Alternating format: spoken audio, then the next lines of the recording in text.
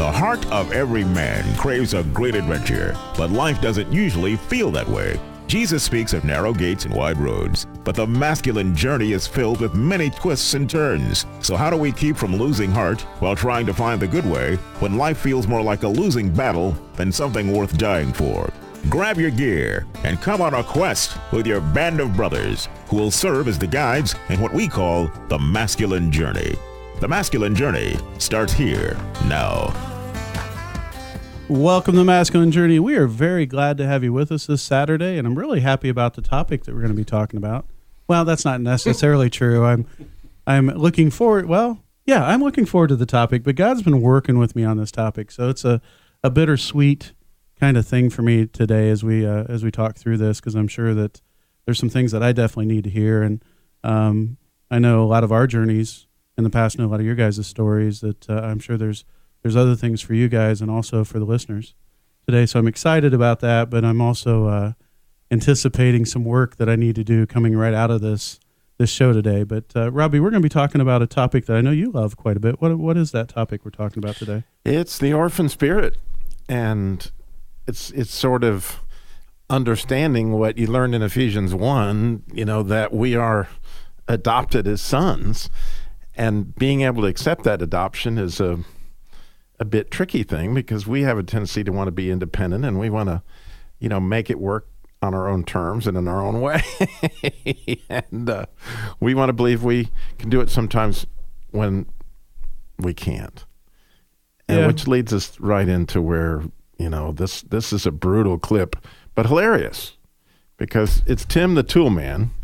And I don't know how many people are like me, the Christian car guy, that find themselves sitting out in front of the Napa Park store going, God, please show me how to do this, because this is going to be awfully embarrassing if you're the Christian car guy and you can't, put a new windshield wiper motor in Old Red. I mean, it's so you're looking for that. And Napa, they had this slogan that they taught that Morgan talks about with Ransom Heart. It's that, you don't,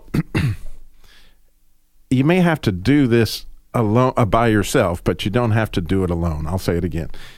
You don't have to do this. I mean, you may have to do this by yourself, but you don't have to do it alone.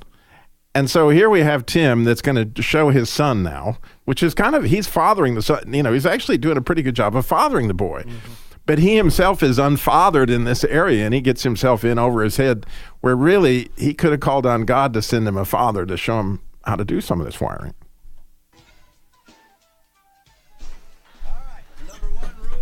Repair is safety. We're going to rewire a major appliance. We got to cut the electricity off, all right? Come on out here. There. That is the fuse box. The electrical nerve center of our house. Wow. You're darn right, wow. But now we don't have to cut off all the electricity, just this section of the house we're working on. That'd be the kitchen. Up there, kitchen. Well, I shouldn't have labeled those in pencil, should I? They're all faded and everything. Look. Well, kitchen's K. Yeah, that's kitchen. There we go. All right, Hank the handyman. Come on, let's go.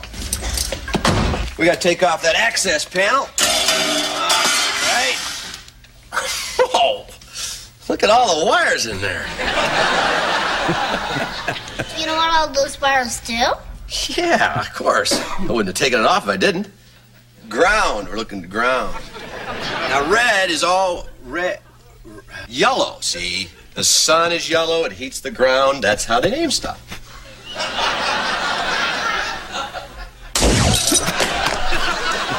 Is that car running? Ah!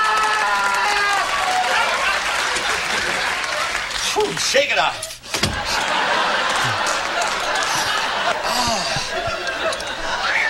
Are you all right, Dad? Yeah. I did that to teach you an important lesson. What's that, Dad? Well, when you work with electricity, it's a good idea to shut it all off. Now, follow me upstairs. I'll show you how to treat a severe electrical burn. Now, Robbie, you talked a little bit about really feeling that, not just personally, but when you were growing up a little bit. Oh yeah, well, my father, unlike Tim, would find himself like he would decide. I'll never ever forget. He was going to brick the patio, and of course he had all the bricks, and he had all the tools, like and he was going to split a brick with a sledgehammer, and none of that just went well. And then he would get to cuss. And it was not unlike Tim the Tool Man, and so I used to call him Ted Trueblood that he did it again. But it's an interesting thing that I really find myself there so many times when it's time to fix the lawnmower or something goes wrong in the house, and you gotta and you're asking God, father me with this, or send me somebody that knows how to do this, so I don't feel like I don't have what it takes. Yeah, it's thankfully we have YouTube. And I don't mean that obviously is not a replacement for God. We need to ask God to father us in certain things, on everything, but especially in certain things. But even for me, I didn't grow up knowing anything about guns. My dad never really had a gun, but I never got to even see it or hold it or anything, and so I didn't know much about them. And then I got a little bit older, and I got a shotgun given to me, and I got my first handgun, and I knew how to operate it. I didn't know how to clean it, and so being able to go on YouTube was actually very much a good thing for me to be able to do that and have somebody I didn't even know father me through some things. There's a lot of things on YouTube I wouldn't necessarily recommend, but there are some things that's been good in that realm, and I am thankful that those are there, to kind of help you step by step as you kind of walk through it. We have a plethora of people in the studio today. We have people that aren't on the air that you won't get to hear from, and people that are the audience, the studio audience. And but Jim Graham's with us today. Wayne's with us. Andy is with us. Yep. And I said that correctly today. Yeah, you did. Yeah. Without the twang to it. Not the twang from Mayberry. And he has a manly shirt on today too. He does. Like that, yeah. Yeah. I'm getting ready for boot camp. Yeah, and Tim, the tool man. So Wayne, as we talk about this topic of Orphan Spirit, how does that, I know you've heard it at boot camp, but how's that really kind of impacted your life as God's come through and kind of unpack some things for you? Right. It's a painful subject for me, but now it's actually not so much in terms of the pain thing. I'm actually working through some things with my dad currently. I grew up, my dad left my mom when I was 5 years old. It actually created a huge void that I filled with a lot of other things. And even then when I did see him, it was just a very, I don't know the word for it, but to me it was normal. The physical, the mental, the verbal abuse, to me it was normal. But in like the last boot camp, one of the things that came out was, and it helped me see so much, and it actually brought me to a place of forgiveness and actually praying for and hoping that I can help him through some of these things, is that he was not truly fathered or mothered. His mother left him and his siblings. He had a lot of siblings. He had to drop out of school when he was in like 6th grade. So his life coming up was hard. And he loved me the best way that he knew how. It opened up a door again for that forgiveness, and for me to be able to see that he didn't know what he didn't know. He did the best that he could do with. He had a lot of his own feelings that he was dealing with, and it's created a journey of reconciliation there with him, and with me and God too, because for the longest time I portrayed that angry father onto God. Yeah, thank you. It's this was a topic, when I first heard about it,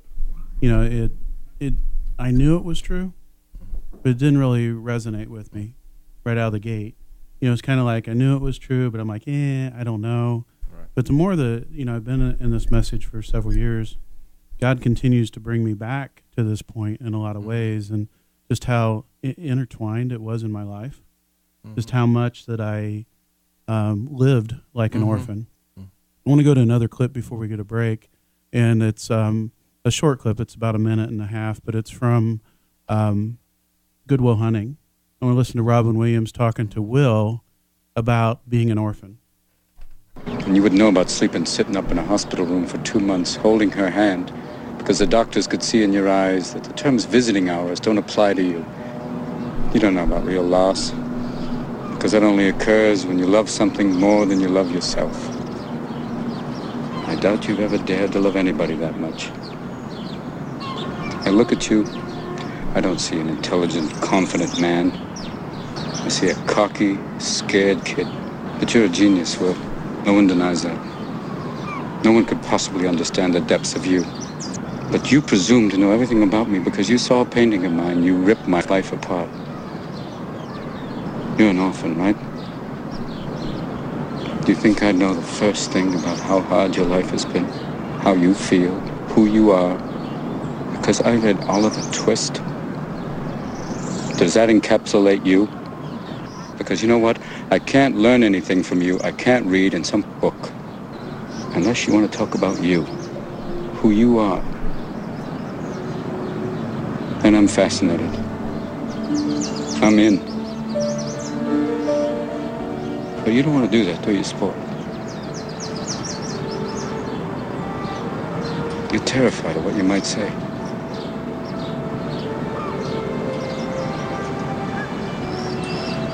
Your move, Chief. I wanted to get to that clip as we get ready to head into break because, in the story you have a kid who is literally an orphan, right? And that's not a lot of our stories. Mm-hmm. I grew up with a dad in the home, right, but it didn't make me any less from having an orphan spirit. Mm-hmm. And, that's what I want to, as we come back and we start talking about, we're going to share a little bit more of our stories.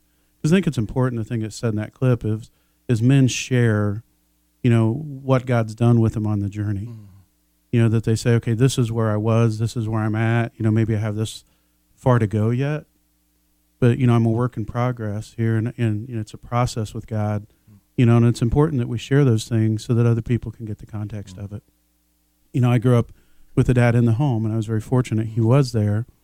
It was funny today at work. I'm working with a relatively new person I've known for a number of years. We just haven't worked together that closely. Mm-hmm. And one of the questions is, so what was it like growing up in your house? And I thought, wow, that's kind of amazing. That was a question right before the show, and so it's going to be interesting to talk about it when we come back. We have a boot camp coming up where we talk about this topic and many others. It's coming up April 12th through 15th. Go to masculinejourneyradio.org to register now. It's coming up in just a couple weeks. Hi, this is Sam with Masculine Journey. I'm here with my son Eli. We're going to talk about ways that you can help support the ministry. One way, you can go to smile.amazon.com. There's information on our website there on how to do that. Then you can go to facebook.com where you can click the donate button, or you can go to masculinejourneyradio.org. Once again, look for the donate button. Or if you want to mail something in, mail it to P.O. Box 550, Kernersville, North Carolina, 27285.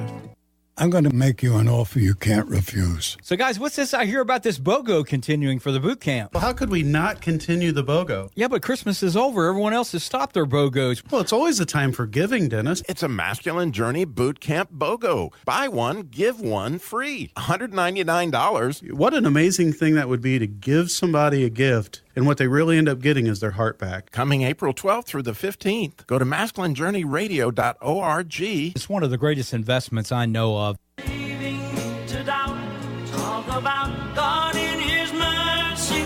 If He really does exist, why did He desert me in my hour of need? I truly am indeed alone again. Naturally, it seems to me. I wasn't prepared for that bump in. I was looking at our set list and actually was looking at a clip and thought that was a bump in. So, who picked that? Did Dennis pick that? Oh, yeah. Alone Again, Naturally. Yeah, that's a good pick from Dennis. We miss having him here tonight. We've been talking about this topic of Orphan Spirit today. And so we want to talk a little bit more about that as we go into the second half, and then talk about what do we do with that, once we realize we have it. And so where do we go with it? And how often potentially do we need to go there? I'm learning it's a lot more often than what I originally thought.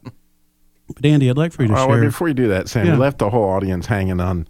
Your dad was in the home growing up, but you need to share a little bit more of that. Well, I thought I might after the next clip. Oh, but okay. Go ahead. Yeah, I'll tease with that. All right.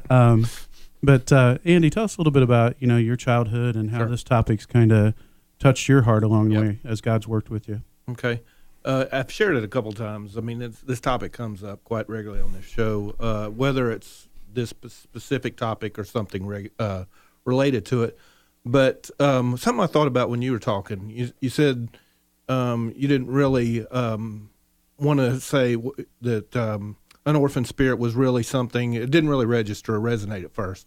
And I'm kind of like you. And I think part of that is, just the thought, is that I don't think we want to acknowledge that our fathers were poor or weren't there for us. And we just kind of want to, that's another way of our posing, I think, is trying to keep that back. But in my experience with my dad is I had a good childhood up to about 13, had a great relationship. I'm not perfect, but I mean, a really good dad. But then, I wasn't abused like Will in Good Will Hunting, but I was abandoned at 13. He had to move out of the state, and it really affected me.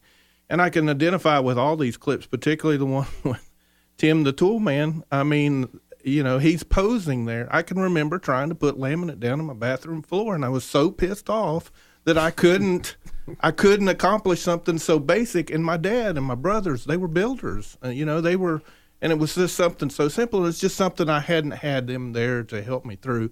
But then I realized that's only a small portion of the fathering that I didn't get. It was more on how do I relate to them, and how do I, how do I relate with people? What do I do with this anger? What do I do with my vision? Why am I on this earth? What's the calling? And all that stuff really came together at the boot camps, and as I continue to read the books, and it just, to me, it makes the gospel message so much clearer when you really talk about the heart and the full context. And then, like Robbie said, we're all orphans, really, unless we really allow God to be that father to us.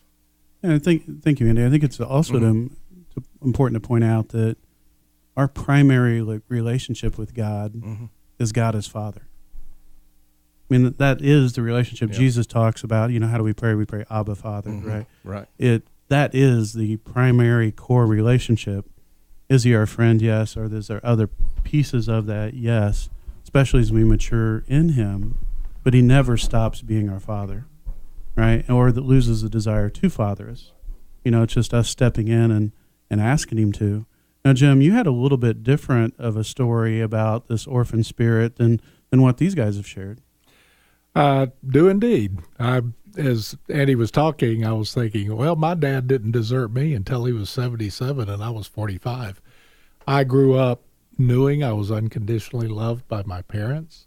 I had a father that he was Al. He wasn't Tim. He could do just about anything. He took me flying. He took me caddying while he played golf. But it was still special. I spent a lot of time with my dad, even though he was a very busy man. I orphaned myself. I pulled back from that love largely because I was going to say I'm the spiritual and emotional giant you see before you today because of that great upbringing. But I really kind of checked out when I became a teenager because I wasn't worthy of that love. I didn't deserve the wonderful upbringing, the nice big house, the never lacking for anything, and became an orphan because of my own self-image.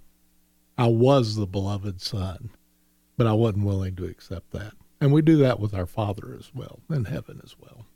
Yeah, all these things, we can fall into that trap of, believing, okay, I'm not good enough. And at the end of the day, God says we're good enough, right? If it's on our own merits, none of us are going to get there. But it's because he has adopted us as his children, right, that we are good enough. I want to go ahead and go to this next clip from the movie Parenthood.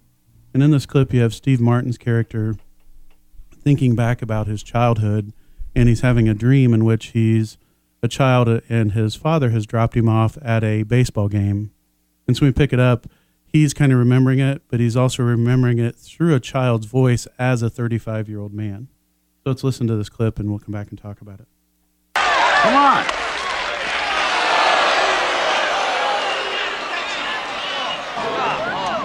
4 innings. Well, like I said, I had to stop and do some business. Here, sit down. Hey, you usher, come here. Can I talk to you a second? Yes, sir. You want to? Yeah, sure, no problem. Come. Yeah, you're right. Gil, this is Stan. He's going to watch you for a while. I have some friends I'm meeting. I'll meet you right here, huh? By the 9th inning. Have fun, kid. So, Gilly, big baseball fan? Kinda. Yeah? Dad bring you here a lot? Once a year on my birthday, then he pays an usher to watch me. Oh, I see. But you have to understand, my father, in his own childhood, was without a positive male influence. Huh? His own father kicked him out when he was 15. So my dad was taught to see child raising as a job, a burden, a prison, rather than a playground. Do you understand what I'm saying? You don't talk like a kid. Yeah, well, I'm not really a kid. You're not a duck. This is a memory of when I was a kid. I'm 35 now. I have kids of my own. You don't really even exist. You're an amalgam. A what? A combination of several ushers my dad left me with over the years. I've combined them into one memory. Why? This was a great symbolic moment in my life. My father dumping me with you. It's why I swore things would be different with my kids. That's my dream. Strong, happy, confident kids. That's great. That's great. You know, you got a lovely family, and I'm a amalgam. Gil? Who's that? That's my wife. Nice. Gil, Yeah? the game's over, honey. The St. Louis Cardinals wish to thank you for attending today's game. Please drive home safely and soberly. Let's go. It's that's a really good clip in a lot of ways, and Robbie, if you listen to that kid, you know that's an adult actually speaking, he's got some pretty good insights at this point, even at 35. Yeah, he is working through forgiving his father and understanding how, you know, he could instill other things in his own children, which is why it's called parenthood. Good point. Good point. We talked a little bit earlier about some of my story, and I grew up with my father in the home. He was actually there until he passed away when I was 21. And there's a couple different stories of in ways he abandoned me, even when he was there. He loved me, and I always knew he loved me. That was never the question. You know, I know that in some ways I was the apple of my father's eye in lots of ways, but then there were other ways that just really perplexed me, and I didn't have the words for it at 8, 10, 12. The baseball thing kind of hits home a little bit, mainly because my dad didn't drop me off at a professional baseball game, you know, and say, hey, here's the usher, watch me. He would drop me off at my baseball game, you know, and have the coach kind of watch over me, and then he would take off home to watch or actually listen to the Cincinnati Reds, typically, or to do anything else but hang out at my game. You know, and for me, that was a very hard time. And it may sound minor, and the incidents may sound minor, but it's the message that is always the killer. And for me, that message was I have a father that loves baseball. You know, and I've talked about it on the show before, I could still name the 1970s Reds, including their announcers. You know, I listened to them so frequently as a kid. But he didn't love baseball enough to come watch me. Right, and the message that came from that it was not true, but the message that I lived with for so many years is you're not a priority, you're not important. And like you said, Wayne, I kind of put that on God. You know, I've never ever doubted that God loved me. It's just, you know, he's got other things to deal with, like world hunger and, you know, all those other things, you know. Watching a different baseball game. Game, crazy dictators, you know, just things like that. You know, so for me, there was that. But then also, when I was about 12, Dad had a stroke and was never able to talk again other than yes, no, a few select cuss words. And, you know, that was about it. And so at the time that I really started to hit teenage years, before I got my first car, before I really had a girlfriend, you know, anything like that, I didn't have anyone to go to. I remember getting so incredibly mad one time, and I've talked about it on the show, but in the driveway of my house, because I was trying to change a water pump on a car, and I had no clue what to do. And, the anger that was there, just anger of not having anybody there to show me what to do. And sorry to make this all about me at this portion. I just want to fast forward where God's kind of working with me right now. I've been in a season for the last year of turmoil, would be a word. That's a good word. Uncertainty in a lot of ways. I've been traveling every other week back and forth to the beach, which sounds really nice, but when you don't get to see the water because you're working most of the time, it's still work. And I do work for, a company I appreciate being with, but just the uncertainty, never really feeling like you're at home. And if you're at home, you're doing laundry, and what that does to try to date somebody, things like that. It's a challenge, what it does in lots of ways. And you would think that would be the time that I would say, okay, God, I need you to father me. And I know that in my head, I know that in my heart. And up until a couple of weeks ago when we did a show, I really didn't do it. And I will say over the last couple of weeks, I've been stepping back in and praying with him and saying, God, I need you here. I need you to father me. And I haven't come to any big earth-shattering revelations. But what I have had is the comfort of knowing that I'm in this by myself, but I'm not alone. And I spent the last year feeling like I'm alone. And that's the thing that I would encourage you today is to go out and say, God, where am I living my life like I'm alone? Where do I need to invite you into that? Is it my relationship? Is it my work? Is it the relationship with my kids? Is it all those things? And the answer is yes, it is all those things. But where do I need to invite you in? And invite him in this week and let him father you. Go to masculinejourneyradio.org to register for the boot camp coming up April 12th through 15th.